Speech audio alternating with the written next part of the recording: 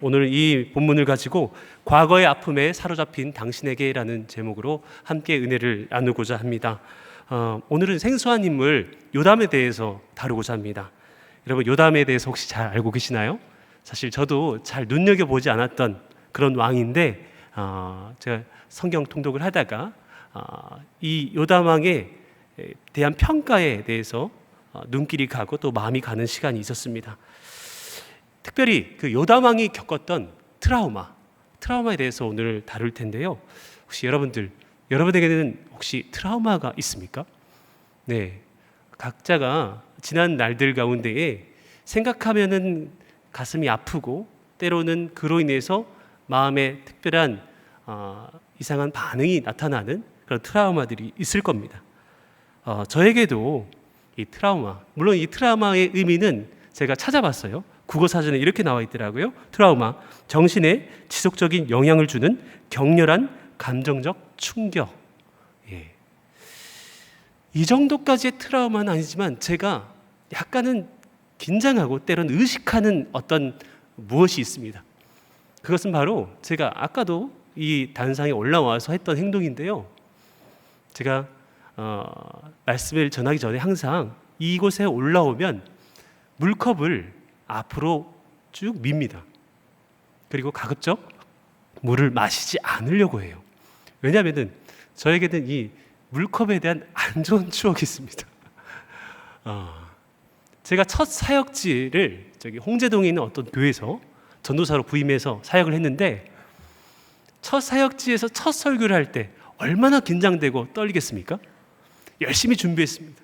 근데 젊고 힘이 넘치는 전도사였기 때문에 지금도 제가 그런 특징이 있지만은 모션이나 이런 것들이 좀 커요. 열심히 이제 힘을 내면서 열정을 다하면서 설교하다가 그만 옆에 있는 물컵을 탁 쳐버렸습니다. 수요 예배 때 저기서 경악을 금치 못하고 있는데, 그 순간 이 물컵이 성도들이 다 보고 있고 또 은혜를 갈망하는 그 예배 현장에서 이 물컵이 제 단상 옆으로 확 떨어지면서 와장창 깨져버렸어요. 그 순간 그 모든 성도들의 표정을 제가 지금도 잊을 수가 없습니다. 네, 저도 첫 설교이기 때문에 얼마나 기대감을 가지고 또 두렵고 떨림을 가지고 잘 준비했겠어요. 그런데 그 순간 머릿속에 그 원고의 내용이 하나도 생각이 나지 않고, 이걸 어떻게 해야 되지? 내려가서 하나하나 유리 조각을 주워야 하나? 그러다가 손에 베고 또 피가 묻으면 어떡하지?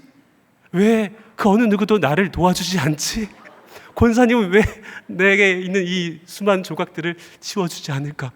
저기서 저 뒤에 계시는 우리 부목사님들, 형님 목사님들은 왜 나를 저런 눈빛으로 바라볼까? 도와주지. 그로 인해서 제가 설교를 할 때마다 물컵을 잘 만지지 않고 앞으로 하는 경향들이 있습니다. 제가 오늘 이 트라우마에 대한 이야기를 할 텐데, 제가 오늘 설교를 하기 위해서 이제 정리하고 이제 송림으로 건너오려고 준비를 하고 있는데, 제가 교육자실에서 좀 지나가다가 은두성 목사님의 책상 옆을 지나가게 됐어요. 그런데 제가 너무 책상 옆에 바짝 붙어서 지나가다 보니까 그만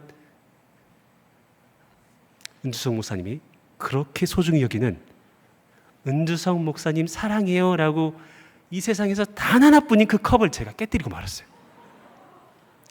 내가 오늘 트라우마에 대한 얘기를 할 텐데, 내가 안 그래도 예화로 이 물컵에 대한 얘기를 할 텐데, 내가 왜 은두성 목사님의 그 소중한, 은두성 목사님이 괜찮아요 하는데 전혀 괜찮아 보이지 않았어요. 옆에 있는 목사님들이 매정하게 오늘 설교 예화를 만들려고 일부러 깨뜨린 거 아니야? 제가 오래전의 일이지만 그 물병이 깨지는 걸 보면서 제가 갑자기 온몸에 힘이 확 들어가면서 긴장하게 되는, 그런데 치료를 받을 정도로 그렇게 심한 충격은 아닙니다. 제가 다시 사드리겠다고 약속을 했습니다. 오늘 요담에게는 진짜 트라우마가 있었습니다. 근데 이 요담에 대해서 우리가 생소할 텐데, 이 요담에 대해서 한번 알아보도록 할게요. 오늘의 주인공 이 요담은 어떤 사람입니까? 역대하 27장 6절을 보시면 이렇게 평가하고 있습니다. 요담이 그의 하나님 여호와 앞에서 바른 길을 걸었으므로 점점 강하여졌더라. 이 말씀만 보면요, 굉장히 참 좋은 왕으로 여겨집니다. 여호와 앞에서 바른 길을 걸었으므로. 이런 평가를 받은 왕들이 많이 없잖아요, 그렇죠? 악한 길로, 여로보암의 길로 행하였다. 이런 악한 평가를 받고 있는, 부정적인 평가들을 받고 있는 왕들이 많은데 요담은 하나님 앞에서 바른 길을 걸었다라고 얘기합니다. 그렇습니다. 요담 왕은요, 어떤 면에서는 굉장히 좋은 왕이었습니다. 참 좋은 가능성과 미래를 갖고 있었던 그런 왕이었습니다. 역대하 27장 1절, 오늘 본문 말씀이죠. 요담이 왕위에 오를 때 나이가 25세라 예루살렘에서 16년 동안 다스리니라. 그의 어머니의 이름은 여루사요 사독의 딸이더라. 그가 25세의 왕위에 오릅니다. 젊은 나이에 왕위에 오르죠. 그리고 16년 동안 통치한 유다의 11대 왕인데 그의 어머니는 누구입니까? 여루사인데 사독의 딸이다. 사독은요, 다윗 시대 다윗과 함께 맹활약을 했던 제사장의 이름입니다. 사독 제사장의 후손이에요.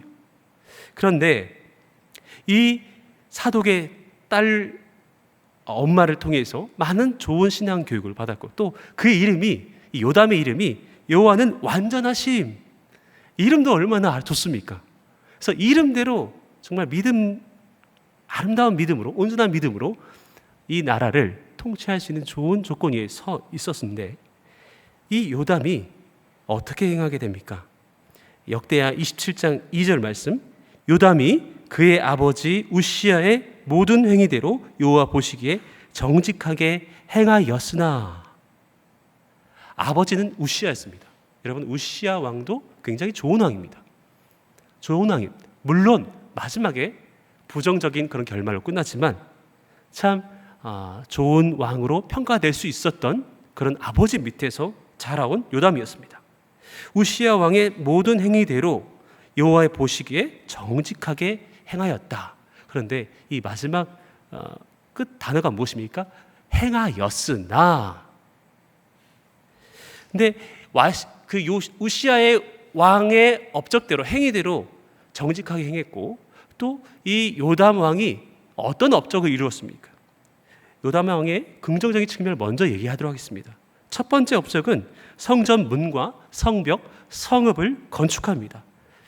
27장 3절 4절 말씀 우리 함께 읽도록 하겠습니다. 시작. 그가 여호와의 전 윗문을 건축하고 또 오벨 성벽을 많이 증축하고 유다 산중의 성읍들을 건축하며 숲을 가운데에 견고한 진영들과 망대를 건축하고. 성전 문, 윗문을 건축합니다. 그리고 오벨 성벽을 증축하고 유다 산중에, 아버지 우시야는 광야에 그 성을 건축하는데 너무나 어려운 산지에다가 성읍을 건축하는 아버지와는 또 다른 업적을 이루는 것이죠. 숲을 가운데 진영과 망대를 건축하고 뭔가 강한 나라를 위해서 다시 정비하는 과정입니다. 그로 인해서 나타난 결과가 무엇입니까? 암몬 정벌과 그리고 그로 인한 암몬으로부터 조공을 받는 일들이 일어납니다. 역대하 27장 5절 말씀, 암몬 자손의 왕과 더불어 싸워 그들을 이겼더니 그 해에 암몬 자손이 은 100달란트와 밀 10,000고루와 보리 10,000고루를 바쳤고 제2년과 제3년에도 암몬 자손이 그와 같이 바쳤더라. 이스라엘 나라에 그렇게 찾아보기 어려운 누군가와의 전쟁에서 승리하고 조공을 받는 일들이 일어납니다. 이것을 누가 했어요? 요담 왕이 했습니다.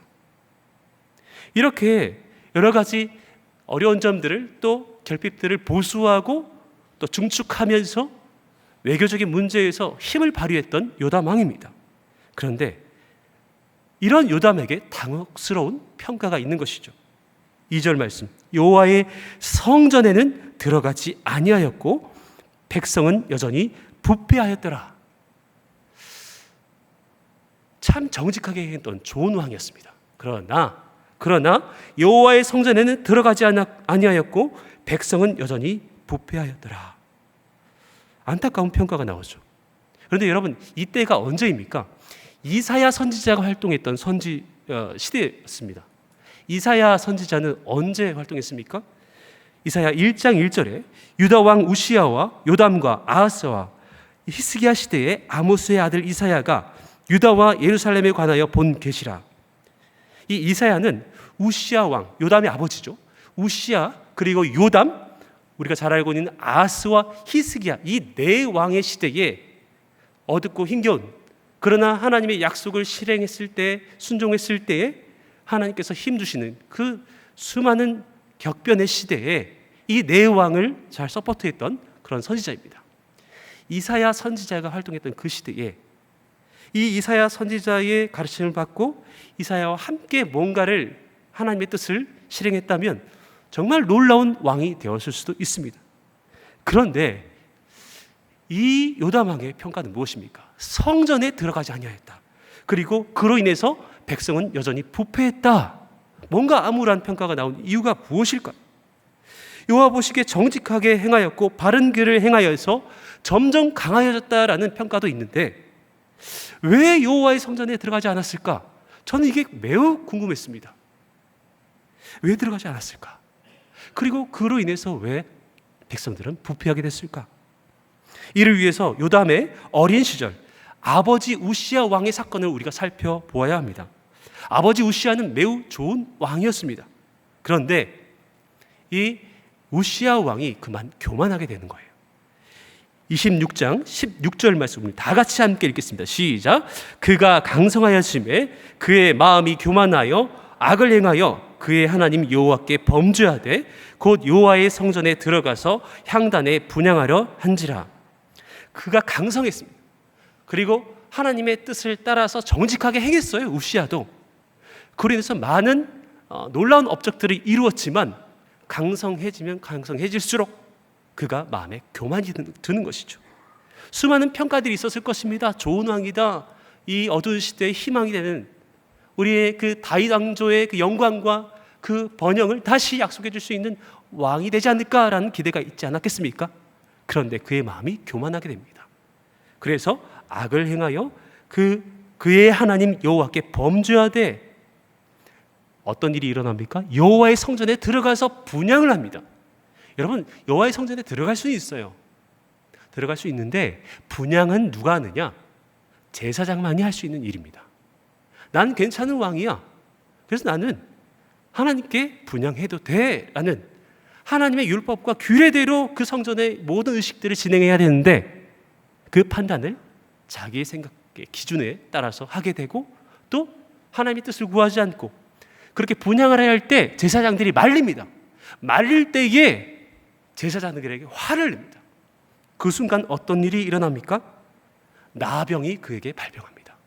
그래서 죽는 날까지 그 왕궁에 복귀하지 못하고 별궁에 격리되어서 그렇게 비참한 안타까운 결말을 맞이하게 되는 것이죠. 이것이 요담 왕이 왕위에 오른 배경입니다. 아버지가 죽자 정식으로 11대 왕이 되는 것이죠. 너무나 존경스러운 아버지, 그렇죠? 그 아버지를 너무 사랑했을 것 같아요. 왜냐하면 아버지 우시야 왕의 행위대로 정직하게 했습니다. 아버지를 본받고 싶었어요. 아버지가 이룬 업적 플러스 알파를 하고 싶었어요. 실제 그런 업적을 이루었습니다. 그런데 그 위대한 아버지가 자기 눈앞에서 몰락하게 됩니다. 그에게 있어서 성전은 어떤 곳일까요? 성전은 하나님의 영광과 약속과 축복이 부어지는 곳이 아니라 내 모든 죄가 사해지고 그로 인해서 하나님의 뜻과 계획을 발견하며 그것을 위해서 내가 무엇을 할까 하나님께 헌신을 다짐하는 그 자리가 아니라 사랑하는 내 아버지가 작은 실수라고 하기엔 물론 심각한 문제였지만 그러나 단 한 번의 실수인데 무참히 나병에 걸리고 그리고 다시는 그 왕위에 복권하지 못하는 그대로 아버지와 분리된 채 죽어가야만 했던 이 성전은 아버지가 실패한 곳입니다. 이 하나님의 성전은 아버지가 나병에 걸린 곳입니다. 아버지의 영광과 그 위엄이 사라진 곳입니다. 그렇기 때문에 이 요담은 물론 성전에 들어가지 않았다라는 것을 어떤 주석학자들은 성전에 들어가긴 했는데 분향은 하지 않았다. 아버지의 그 잘못된 전철을 밟지 않았다. 이렇게 해석하는데요. 저는 그랬다면 과연 이 이스라엘 백성들이 부패했을까요? 아닙니다. 그리고 열왕기 하 15장 34절 말씀 보시면 요담이 그의 아버지 우시아의 모든 행위대로 여호와께서 보시기에 정직히 행하였으나 오직 산당을 제거하지 아니하였으므로 백성이 여전히 그 산당에서 제사를 드리며 분향하였더라. 역대야에 오늘 본문에서 언급하지 않은 하나의 또 잘못된 행적이 나타납니다. 산당을 제거하지 않았어요. 위대한 왕들은 모든 우상과 산당을 다 제거합니다. 이 이스라엘 백성들의 영적인 부분에 관심을 갖고 어떻게 하면 이것을 해결해 줄 수 있을까? 왕은 어떤 정치적인 힘을 행사하는 그런 존재뿐만 아니라 제사장 못지않게 하나님이 세우신 이 나라에 대해서 관심을 갖고 하나님께로 이 백성들을 돌이키는 데 있어서 고뇌를 해야 되는 그런 자리입니다. 그런데 이 요담은 산당을 제거하지 않았습니다. 성전에 들어가지 않았습니다. 그렇기 때문에 부패할 수밖에 없었던 것이죠. 요담은요, 그 사건 때문에 자기의 영적인 정체성과 사명을 포기한 사람이라고 할 수 있습니다. 우시야 아버지의 실패의 그늘에서 스스로 벗어나지 못했습니다. 그렇기 때문에 여호와 보시기에 정직하게 행하였으나 성전에 들어가지 않습니다. 예배하지 않습니다. 여러분, 이스라엘은 종교 국가입니다. 영적인 국가입니다. 하나님의 언약 위에 세워진 국가입니다. 그런데 왕이 왜 성전에 들어가지 않습니까? 왜 성전에서 하나님의 뜻을 구하며 은혜를 구하지 않습니까? 성전에 들어가지 않고 예배하지 않고, 물론 그럴 만한 이유가 있습니다. 상처가 있습니다. 트라우마가 있습니다. 그런데 참 좋은 가능성과 장점들을 가지고 있었던 요담인데 이런 점 때문에 너무 아쉽게 느껴지는 왕이었습니다. 좋은 방향과 태도를 가지고 있었지만 과거의 어떤 그 슬픔과 아픔의 사건에 매여서 한 가지 태도를 결정한 것이 그에게 있어서는 매우 비참한 결과를 야기시키는 원인이었습니다. 너무 아쉽습니다. 오늘날에도 이런 요담과 같은 삶을 살아가는 성도님들이 참 많이 있는 것 같습니다. 들여다보면 다 이유가 있습니다. 특별한 그리고 가슴 시린 그런 아픔의 시간들이 있습니다. 어린 시절 인정받지 못하고 격려받지 못했던, 사랑받고 품어줘야 했던 그 시간들, 그러나 버려지고 성인이 된 지금도 그 내면에는 춥고 헐벗고 그리고 굶주려 있는 성인 아이가 그렇게 움츠리고 있어요. 신방하다 보면 참 좋고 열심히 있고 성실한 사람인데 그것이 남아있어서 해결되지 못해서 항상 그것 때문에 관계가 틀어지고 때로는 하나님 앞에까지 나아가지 못하는, 하나님조차도 무섭고 냉정한 분으로 여겨지는 이 시대의 요담들이 참 많이 있습니다. 그래서 참 좋은데 어떤 부분에선 무책임해요. 참 좋은데 참 많은 장점들을 가지고 있는데 어떤 부분에서는 자신의 삶을, 자신의 영혼을 너무 방임합니다. 나태하게 내버려 둡니다. 그리고 난 이렇게 살아도 돼라는 그런 정당을 하는 것입니다.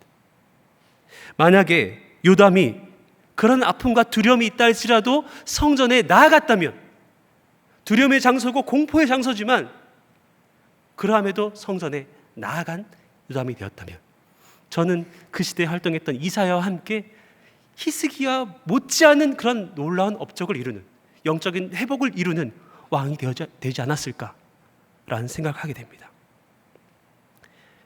이런 요담 트라우마에 우리는 참 많이 아파하고 또 우리 자신을 묻고 있는 것 같습니다. 이제 추석 명절을 맞이해서 여러분이 각각의 가정에 그리고 고향에 곳곳으로 흩어져서 만나야 될 사람들을 만나고 가야 할 곳을 가는데, 저는 오늘 설교를 준비하면서 가야 하는데 가지 못하는, 만나야 하는데 만나지 못하는, 함께 웃고 즐겨야 하는데 즐기지 못하는 이 시대의 요담과 같은 성도님들이 너무 많이 떠올라서 고민 끝에 이 본문을 선택했습니다.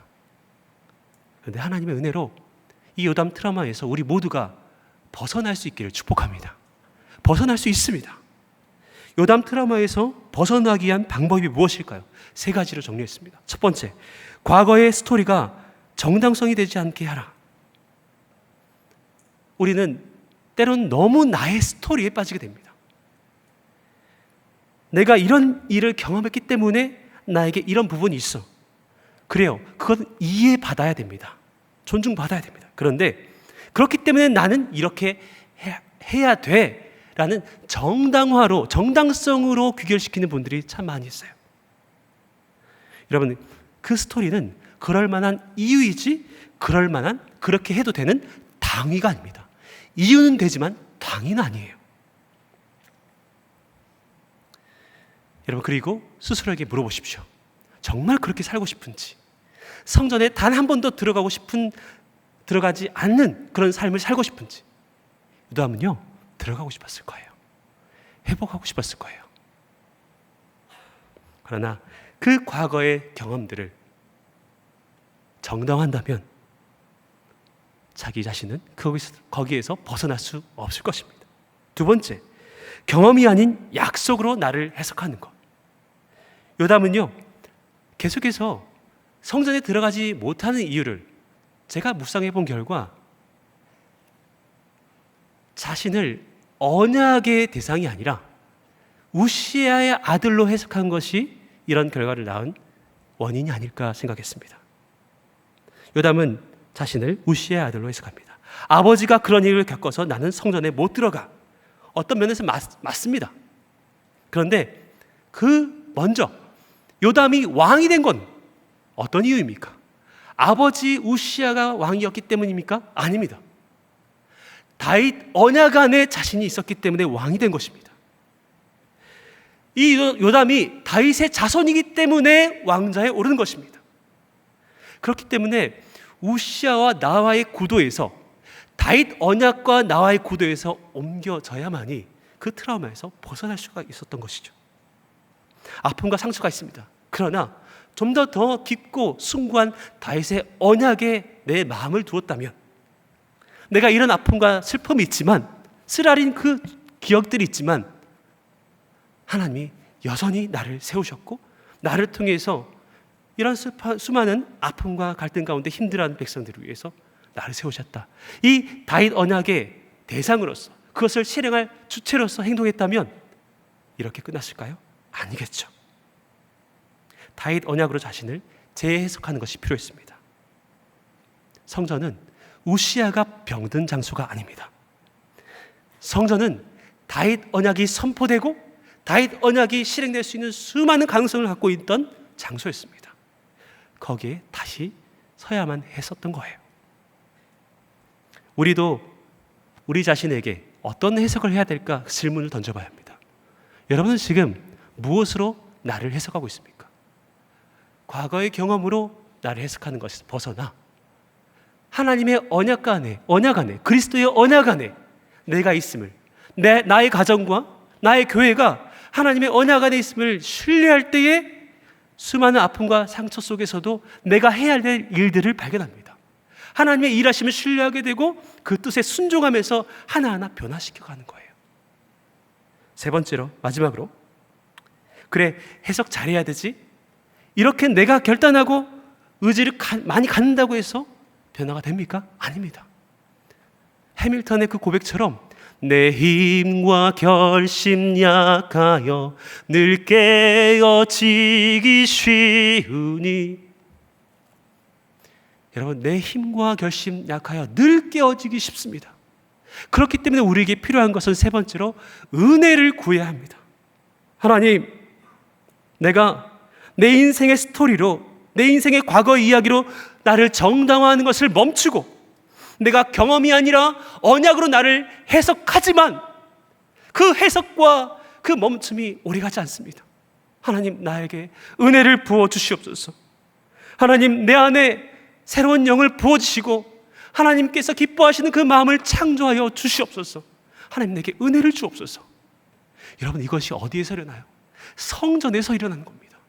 예배 장소에서. 여러분이 지금 은혜를 구하고 있는 장소는 어디입니까? 여러분이 골방에서 기도하고 한 구절 묵상과 새벽 기도를 통해서 드리는 그 골방이 여러분이 하나님의 은혜를 구할 수 있는 장소이며, 바쁘고 힘든 일상 속에서 모든 걸 뒤로하고 이곳에 나온 이 예배의 장소가, 이 공예배가 하나님의 은혜를 누릴 수 있는 절호의 기회와 아름다운 선물일 줄 믿습니다. 여러분, 오늘 말씀을 마무리하면서 한 인물이 생각났습니다. 모두가 이런 트라우마가 있을 때 이런 결과를 맞이할까? 이런 요담의 상처 못지않게 아픔을 갖고 있었던 한 사람이 떠올랐어요. 역대하 34장 1절에서 3절까지 말씀입니다. 우리 다 같이 함께 읽었으면 좋겠습니다. 시작. 요시야가 왕위에 오를 때에 나이가 8세라 예루살렘에서 31년 동안 다스리며 여호와 보시기에 정직하게 행하여 그의 조상 다윗의 길로 걸으며 좌우로 치우치지 아니하고 아직도 어렸을 때에 곧 왕위가 있은 지 8년에 그의 조상 다윗의 하나님을 비로소 찾고, 여러분 16대 왕 요시야 왕의 이야기입니다. 아버지가 또 여러 가지 어려운 사정 속에서 죽었습니다. 일찍 죽었습니다. 요시야가 8살에 왕 위에 오릅니다. 8살에 수많은 권력자들의 그 압박과 그 두려움 속에서 얼마나 힘들었을까요? 그런데 이 8살 왕 요시야가 하나님 보시기에 정직하게 행합니다. 그리고 8년 뒤에 어떻게 해요? 8년 뒤에 8년 동안 그동안 힘들었던 거예요. 8년 뒤에 3절 마지막 부분, 그의 조상 다윗의 하나님을 비로소 찾고, 하나님을 찾습니다. 그로 인해서 이 요시야는 히스기야와 비교할 만한, 히스기야와 같은 위치에 놓을 수 있는 그런 놀라운 업적을 이루는, 하나님의 뜻에 순종하면서 하나님을 찾고 수많은 산당과 우상을 철폐하며, 그리고 하나님의 성전을 청소하다가 율법책을 발견하여서 그 율법책을 펴들고 종교 개혁을 일으킨 위대한 왕으로 우리에게 기억됩니다. 독일은 아픔과 트라우마가 있었습니다. 그런데 문제는 성전에 들어간 것과 들어가지 않은 것, 하나님을 찾은 것과 자기 자신의 안전을 찾은 것, 이것이 이 두 왕의 차이입니다. 사랑하는 귀한 우리 성도님들, 수많은 아픔과 상처 속에서 어떠함에도 포기하지 않고 하나님을 찾는 요시야 왕과 같은 그런 우리 모두가 될 수 있기를 축복합니다. 그리고 여러분이 생각할 때, 추석 명절을 생각할 때 여담과 같이 자기의 상처와 트라우마에 웅크리고 있는 수많은 나의 지인들, 가족들 어찌하면 좋습니까? 근데 여러분, 우리가 먼저 그 과거의 경험을 정당화하지 않고, 그리고 그 경험이 아니라 하나님의 언약 속에 내 자신과 내 자녀와 내 가정이 있음을 확신하며 이를 위해서 은혜를 구하고 하나님을 찾을 때에 놀라운 회복이, 트라우마로부터 자유함을 얻는 우리 모두가 될 수 있을 거라 믿습니다. 이 가능성을 발견할 수 있는 귀한 연휴가 될 수 있기를 주님의 이름으로 축복합니다.